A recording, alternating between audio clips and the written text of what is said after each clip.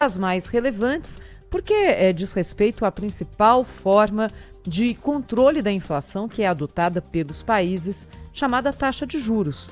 Cada país vai calibrando os seus juros e aí com juros mais altos se diminui o ritmo de crescimento da economia e supostamente também se diminui o ritmo de crescimento da inflação.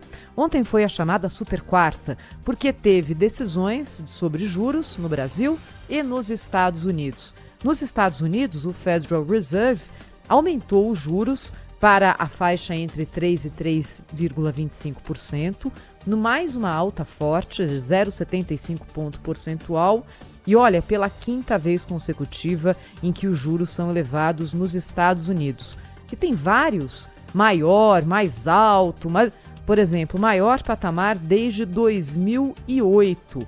O Fed manteve também esse ritmo alto de 0,75 ponto percentual das duas reuniões anteriores, que já tinham sido aqui, mais uma vez, o maior aumento desde 1994.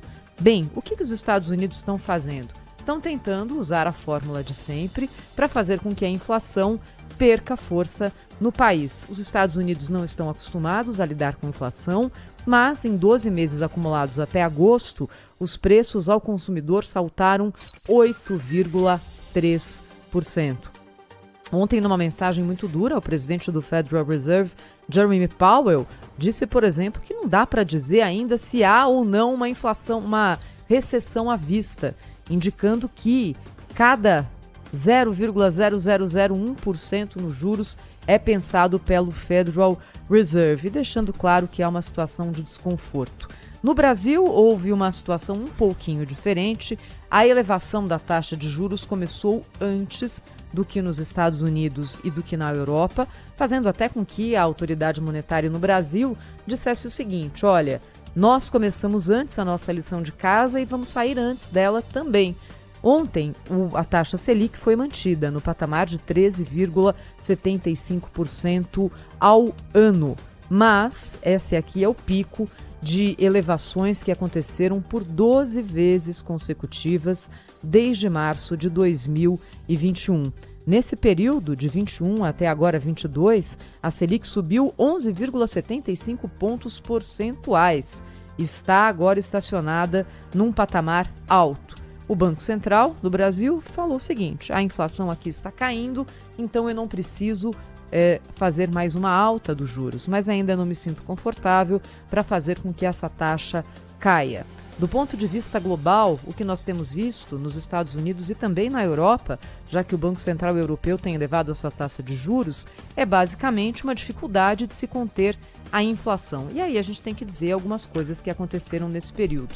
Primeiro, pandemia de Covid, que desestruturou as cadeias de produção, e isso foi agora, né? A gente está, acho que nesse momento, comemorando os bons índices da pandemia e rezando para que isso tenha ficado de fato para trás, como parece que ficou, mas as consequências na economia seguem.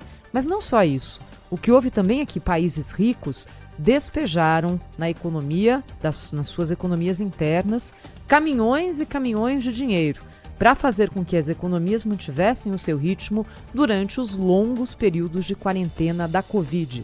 Ou seja, houve mais dinheiro em circulação, houve queda na produção e aí é claro que isso traz inflação. Dentro da tempestade perfeita, veio a invasão da Ucrânia pela Rússia, fazendo com que preços dos alimentos, commodities básicas e também na energia disparassem em todo o mundo. E aí é esse cenário que a gente tem hoje, mundialmente falando, com a grande preocupação para o ano que vem. Qual vai ser a reação das grandes economias, Estados Unidos, Europa e China, a esse novo cenário? Há uma recessão mundial em vista ou é apenas uma redução temporária do ritmo de produção até que a inflação chegue ali a um nível considerado razoável por cada um desses governos? Essa aqui é a resposta de $1 trilhão, não é? Já que é isso que vai determinar como os países e nós também teremos o nosso desempenho no ano que vem. Por enquanto, nós temos aqui mais variáveis do que certezas, nós temos mais indicativos do que caminhos já traçados. Mas o fato é que quando a gente olha hoje no cenário de 22 de setembro de 2022, há uma grande dúvida pairando sobre a economia mundial. E aqui na torcida, para que de fato o Brasil já tenha feito a maior parte da sua lição de casa e tenha chegado ao topo da taxa de juros. Juros altos diminuem a produção, diminuem a economia, só valem a pena para quem tem muito dinheiro, para quem rentabiliza os seus investimentos, mas não geram crescimento do país, que é de fato o que a gente está precisando.